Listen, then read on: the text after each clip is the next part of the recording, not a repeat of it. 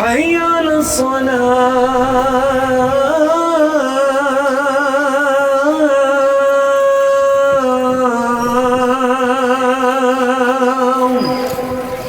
بھائی صاحب پوچھ رہے سر کے اوپر جو ٹوپی پہنتے ہیں اس کا کیا شرعی حکم ہے؟ اس کا جواب یہ ہے کہ سر ڈھانپنا ٹوپی کے ذریعے، امامے کے ذریعے یا دونوں کے ذریعے یہ سنت غیر مؤکدہ ہے، نماز کے اندر بھی نماز سے باہر بھی، نماز کے اندر بھی نماز کے باہر بھی سنت غیر مؤکدہ۔ سنت غیر مؤکدہ کا مطلب ہوتا ہے کہ یہ سنت ہے، نبی صلی اللہ علیہ وسلم نے ایسا کیا، ساری زندگی نبی صلی اللہ علیہ وسلم نے ایک حدیث کوئی نہیں دکھا سکتا، انشاءاللہ ضعیف حدیث بھی نہیں دکھا سکتا کوئی شخص کے نبی صلی اللہ علیہ وسلم نے ایک نماز بھی بغیر ٹوپی کے، بغیر امامے کے پڑھی ہو، سر ڈھانپے بغیر ایک نماز بھی پڑھی ہو سوائے احرام کی حالت سے، تو اس میں سر ڈھانپنا منع ہے۔ کوئی ایک حدیث بھی ایسی نہیں ہے کہ نبی صلی اللہ علیہ وسلم نے کبھی ایک نماز بھی بغیر سر ڈھانپے پڑھی ہو سوائے حالت احرام۔ اس کے باوجود یہ سنت غیر مؤکدہ ہے، کیوں؟ اس لیے کہ نبی صلی اللہ علیہ وسلم نے کام ساری زندگی کیا لیکن اس کی تاکید نہ فرمائی ہو تو وہ سنت غیر مؤکدہ، ساری زندگی کیا ہے۔ میں اس کی ایک اور مثال دیتا ہوں۔ نبی صلی اللہ علیہ وسلم ساری زندگی تہبند باندھی، ایک دفعہ بھی شلوار نہیں پہنی، شلوار کا نام لیا نبی صلی اللہ علیہ وسلم نے، اس کو پسند فرمایا، ہاں سراویل کا لفظ موجود، لیکن ساری زندگی کبھی شلوار نہیں پہنی، ساری زندگی تہبند باندھی۔ اب ایک بندہ اگر ساری زندگی ایک مرتبہ بھی تہبند نہ باندھے تو اس کو گناہ ہوگا؟ بالکل نہیں۔ سنت غیر مؤکدہ اگر چھوڑ دے گناہ نہیں ہے، سنت غیر مؤکدہ چھوڑ دے کوئی گناہ نہیں۔ ساری زندگی تہبند نہیں باندھی اس بندے نے، لیکن آپ گھروں میں نا تہبند رکھ لیں، کبھی کبھی گھر میں نماز پڑھ لیا کرے تہبند باندھ کے، سنت سمجھ، سنت سمجھ۔ اور اگر وہ بغیر ٹوپی کے نماز پڑھ لے گا نماز ہو جائے گی، سنت غیر مؤکدہ۔ ٹوپی کے بغیر نماز ہو جاتی ہے کہ نہیں؟ یہ بالکل ہو جاتی۔ لیکن اگر ٹوپی پہننے کو ذلت والا کام سمجھا، یہ مولوی ٹوپی پہنتے ہیں، میں نہیں ٹوپی پہنتا، اگر ٹوپی پہننے کو ذلت والا کام سمجھا پھر نماز پڑھنے سے پہلے کلمہ پڑھ لیں، نماز بعد میں پڑھیں۔ کسی سنت کو حقیر سمجھا، ذلت والا سمجھا، تھوڑا نماز کیا پڑھا ہے کیا کہ ایسے سمجھ، پہلے کلمہ پڑھے۔ سنت کو حقیر سمجھنے والا یہ نہیں کام کرنا۔ جی میرے والد صاحب تہمت باندھے رہتا ہے، یہ جیسے آپ نے کہتے ہیں نا ابھی تو رات کو سوتے وقت تہمت اکثر کھل جاتا ہے۔ جی کوئی بات نہیں، بس اگر کچھ جاتا تو اس کا احتیاط کیجیے، احتیاط کیجیے۔ جو تہمت باندھتے ہیں جن کو عادت ہوتی وہ بچت کر لیتے۔ جی تہمت میں اسٹیچنگ کر لی جائے، اگر جی آگے اسٹیچنگ کر لی جائے، جی جی تہمت کو گول کو آگے سلائی کر لی جائے، ہدایت بتا سلائی کر لی جائے تو پھر ٹھیک۔ جی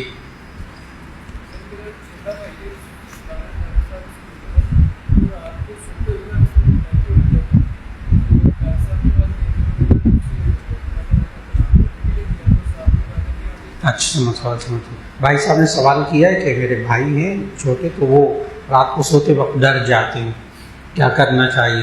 وہ کرنا چاہیے جو نبی صلی اللہ علیہ وسلم کرتے تھے، ہر رات کو سوتے ہوئے 3 دفعہ قل هو اللہ، 3 دفعہ قل اعوذ برب الفلق، 3 مرتبہ قل اعوذ برب الناس۔ بخاری شریف کی حدیث ہے کہ نبی صلی اللہ علیہ وسلم ہر رات یہ پڑھ کر سوتے تھے۔ یعنی جن کی حفاظت اللہ کر رہا، جن کو اللہ کے محبوب، جن پر قرآن نازل ہوا، سارا دن قرآن پڑھتے تھے لیکن رات کو سوتے وقت 3 سورتیں، تو نبی صلی اللہ علیہ وسلم کو دم کی ضرورت تھی، ہمیں ضرورت نہیں، ہمیں تو اور زیادہ ضرورت ہے۔ اس لیے 3 دفعہ قل هو اللہ ان کو بتائیے، 3 دفعہ قل هو اللہ، 3 دفعہ قل اعوذ برب الفلق، 3 مرتبہ قل اعوذ برب الناس پڑھ کر سارے جسم پہ دم کیجیے، اللہ حفاظت کرے گا انشاءاللہ۔ جی جی تعویذ کے بارے میں یاد رکھ لیجیے گا، تعویذ کے بارے میں پوچھ رہے ہیں. تعویذ کہتے ہیں، یہ باب تفعیل کا مصدر ہے. پہلے تعویذ کا مطلب سمجھاؤں ہوتا کیا ہے. عوض یعوض تعویذا، تعویذ یہ باب تفعیل گرامر کے اعتبار سے مصدر ہے باب تفعیل کا. عوض یعوض تعویذا کا معنی ہے پناہ مانگنا، پناہ چاہنا. اس لیے قل اعوذ برب الفلق، قل اعوذ برب الناس دونوں کو کہتے ہیں معوذتین، کیونکہ ان دونوں میں پناہ مانگی گئی. قل اعوذ برب الفلق، قل اعوذ برب الناس. اب دیکھیے تعویذ اللہ نے ان دو آیتوں کو بھی کہا. تو تعویذ کیا چیز کہ آپ پناہ مانگتے ہیں. اب پناہ مانگتے ہیں اللہ کے نام سے، بہت اچھا. تعویذ مانگتے یعنی پناہ مانگتے، تعوذ کرتے ہیں، اللہ تعوذ سمجھتے ہیں، اعوذ باللہ من الشیطان الرجیم. تو اگر خلاصہ کیا ہوا، تعویذ کے الفاظ درست ہیں تو جائز، تعویذ کے اندر الفاظ غلط ہیں، جنات کو پکارا گیا، پتہ نہیں شیاطین کو پکارا گیا، بیکار باتیں، بچیں ان سے. تو تعویذ بذات خود بری چیز نہیں، اس کے کلمات، اس کے الفاظ کو دیکھنا ہوگا، اور جس شخص سے لیا ہے وہ خود قرآن و سنت پر عمل کرتا ہے کہ نہیں کرتا بس.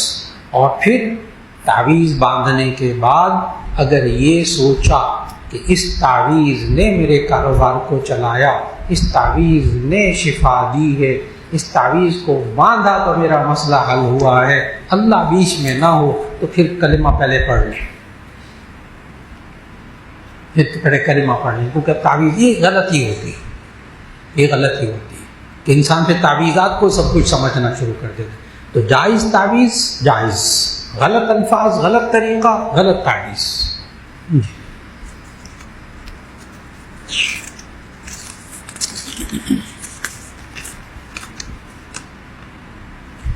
ایک صاحب نے کہا کہ کیا داڑھی رکھنا فرض ہے، کیونکہ داڑھی تو سکھ، یہودی اور عیسائی اور کچھ ہندو بھی رکھتے ہیں. تو یہ بندہ جو ہے صبح ناشتہ کرتا ہے، انڈا کھاتا ہے، ہندو بھی کھاتا ہے، سکھ بھی کھاتا ہے، عیسائی بھی کھاتا ہے. میں نے ابھی داڑھی کا میں نے نام بھی نہیں لیا، میں نے تو انڈے کا نام لیا ہے. ناشتے میں یہ بھی انڈا کھاتا ہے، چائے پیتا ہے، ہندو بھی پیتا ہے، سکھ بھی پیتا ہے. یہ تو کوئی بری بات نہیں. اگر آپ یہ سوچ کر کھائیں گے انڈا کہ یہ اللہ نے میرے لیے نعمت بنائی ہے، بسم اللہ پڑھ کر کھائیں گے، اللہ کا شکر ادا کریں گے انڈا کھا کر، وہی انڈا کھانا آپ کا عبادت بن گیا. سکھ داڑھی رکھتا ہے اپنے مذہب کی بنا پر، عیسائی داڑھی رکھتا ہے اپنے مذہب کی بنا پر، اور یہ انسان داڑھی رکھتا ہے اللہ کے حکم سے، اس کو ثواب ملے گا. تم اس داڑھی کو سکھ کی داڑھی اور عیسائی کی داڑھی کہتے ہیں، نعوذ باللہ من ذالک. میں نے آسان سی بات بتائی نا. آپ انڈا کیوں کھاتے ہیں، آپ روٹی کیوں کرتے ہیں، ناشتہ کرتے ہیں، کھانا کھاتے ہیں. عیسائی بھی کھاتا ہے، ہندو بھی کھاتا ہے. اس کا کھانا عبادت نہیں ہے، آپ کا کھانا عبادت ہے. عجیب بات ہے. وہی کھانا آپ کھائیں تو عبادت، وہی کھانا ہندو سکھ کھائے تو عبادت نہیں اللہ کی. کیوں؟ انما الاعمال بالنیات. آپ داڑھی رکھیں اللہ کے حکم کی وجہ سے، نہیں داڑھی رکھی ہوئی دل میں بات ہے کہ داڑھی رکھنا سنت موقدہ ہے، واجب کے درجے میں ہے، میں یہ عمل نہیں کر رہا ہے، اللہ مجھے معاف فرما. یہ اللہ کا نیک بندہ ہے، یہ اللہ کا نیک بندہ ہے. میرے خیال داڑھی سمجھ میں آ گئی. جی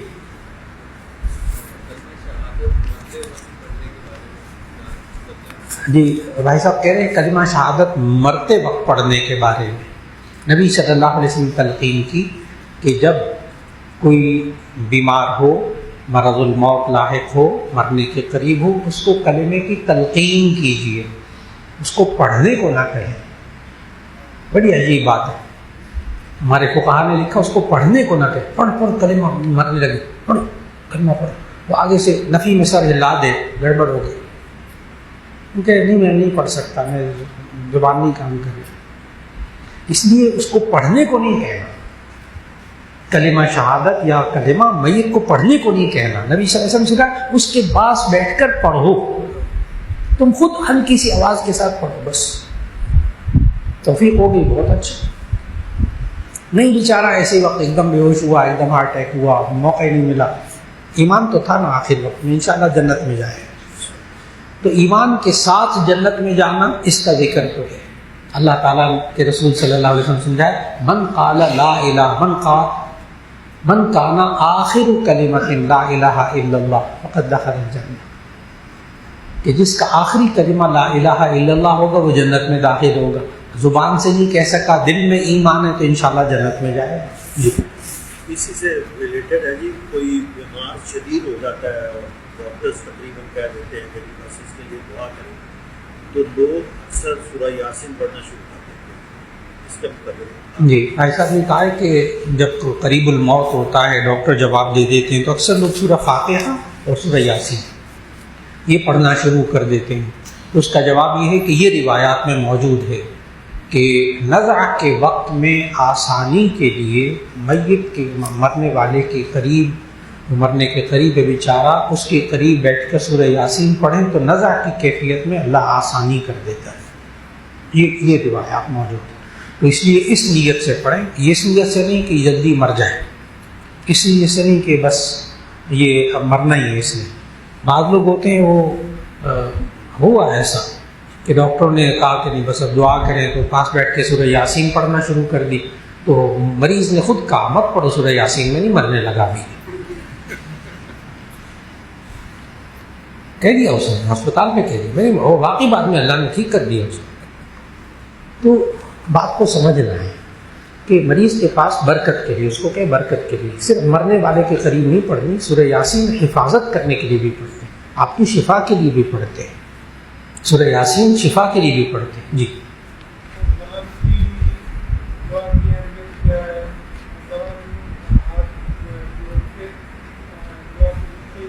اچھا ٹھیک تشریف رکھیے.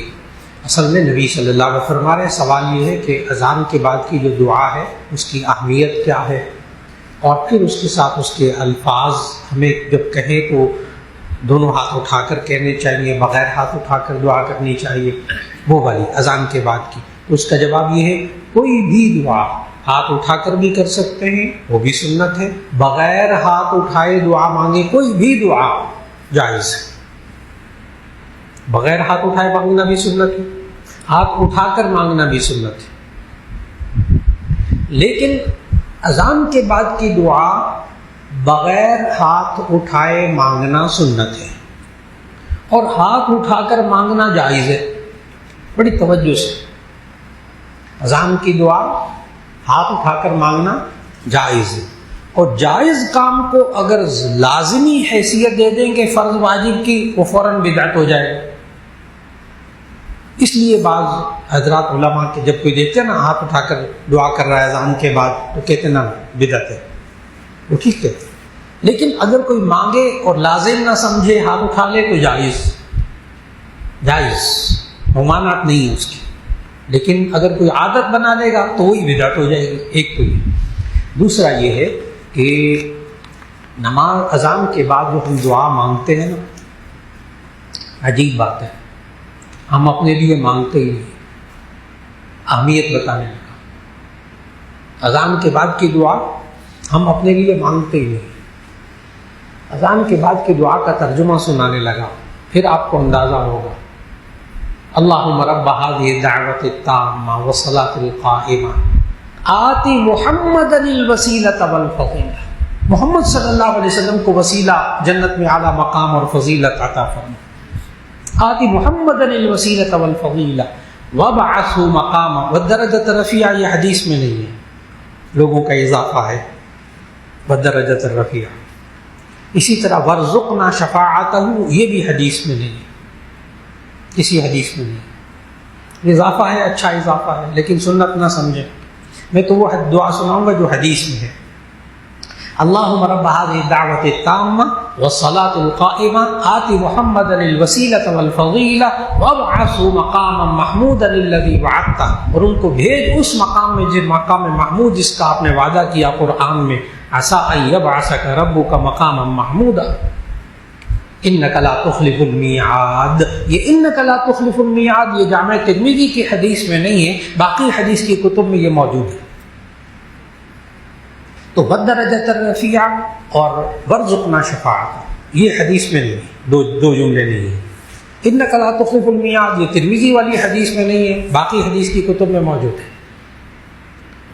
تو میں نے اہمیت بتا دی آپ کو۔ یہ دعا ہم اپنے لیے مانگتے ہی، یہ تو کس کے لیے مانگتے ہیں؟ محمد صلی اللہ علیہ وسلم کے لیے مانگتے ہیں۔ یہ اس کی اہمیت ہے، یہ اس کی اہمیت بہت بڑی اہمیت ہے۔ ایک صاحب نے کہا اکثر فجر کی نماز میں امام صاحب فرض کی پہلی رکعت شروع کر چکے ہوتے ہیں، جو لوگ دیر سے آتے ہیں وہ سنتیں شروع کر دیتے ہیں، کیا فجر کی سنتیں پڑھنا ضروری ہے؟ جی اس کا وجہ یاد رکھ لیجیے گا، یہ عام ماحول ہے اور سب کو اصل میں بات پتہ کیا ہے، دل کی بات بتاؤں اندر کی، سب کو پتہ ہے کہ امام صاحب فجر کی نماز میں لمبی قرات کرتے ہیں، تو آرام سے جائیں گے، آرام سے جائیں گے، اتنی دیر کھڑا ہونا پڑے گا، پیچھے سنتے پڑھ کے میں شامل ہو جاؤں گا، ناراض نہیں ہونا کسی نے۔ اچھا اندر منصوبہ یہی ہوتا ہے، منصوبہ یہی ہوتا ہے، لیکن چاہیے کیا ہے کہ وہ لمبی قرات لمبے ثواب کے لیے اس میں شامل ہونا چاہیے، عادت نہ بنائیے، عادت نہ بنائی جائے، وہ لمبا کھڑا ہونا پڑے گا، بس کوئی بات نہیں، آرام سے جاؤں گا، بس سنتے امام پڑھتے رہے شامل ہو جاؤں گا، یہ نیت نہ ہو۔ ہاں امام اگر قرأت شروع کر چکا ہو، یہ آیا مسجد میں، ابھی پتہ ہے کہ مجھے 2 سنتیں پڑھنے کا موقع ملے گا، تو اس کو 2 سنتیں پڑھ لینی چاہیے، کیونکہ نبی صلی اللہ علیہ وسلم نے فجر کی سنتوں کا الگ سے ثواب بہت بتایا، الگ سے اس کی اہمیت فرمائی ہے۔ اس لیے فجر کی 2 سنتیں اگر جماعت کھڑی بھی ہو چکی ہو تو فجر کی 2 سنتیں پڑھ لیجئے، اگر آپ کو اطمینان ہو کہ میں رکوع سے پہلے امام کے ساتھ شریک ہو جاؤں گا، لیکن اس کو عادت نہ بنائیں۔ جواب مکمل ہوا۔ گھر میں سورۃ البقرہ کی تلاوت لگاتی ہیں خواتین موبائل میں، پھر باتوں میں مصروف ہو جاتی ہیں، کام میں مصروف ہو جاتی ہیں، تو اس کا جواب یہ ہے کہ کوشش کیجیے کہ یہ جو تلاوت جب لگائی ہے تو اس کا ادب یہی ہے کہ اس کو سنیں، لیکن اس کو تلاوت نہیں کہتے، وہ تلاوت کی آواز ہے۔ اس لیے موبائل میں اگر تلاوت ہو رہی ہو تو آپ باتیں کر رہے ہوں تو اس پر وہ قرآنی حکم نہیں آئے گا، جب تلاوت ہو تو خاموش ہو جاؤ، لیکن تلاوت لگائی ہوئی ہے اور ساری باتیں دنیا کے ادھر ادھر کی، اس پہ پلیز تھوڑی دیر کے لیے بند کر دیں۔ ہاں خاتون گھر کے کام کر رہی ہو، کھانا پکا رہی ہو اور اس نے آواز میں قرآن مجید لگایا ہوا، ماشاء اللہ بہت اچھا۔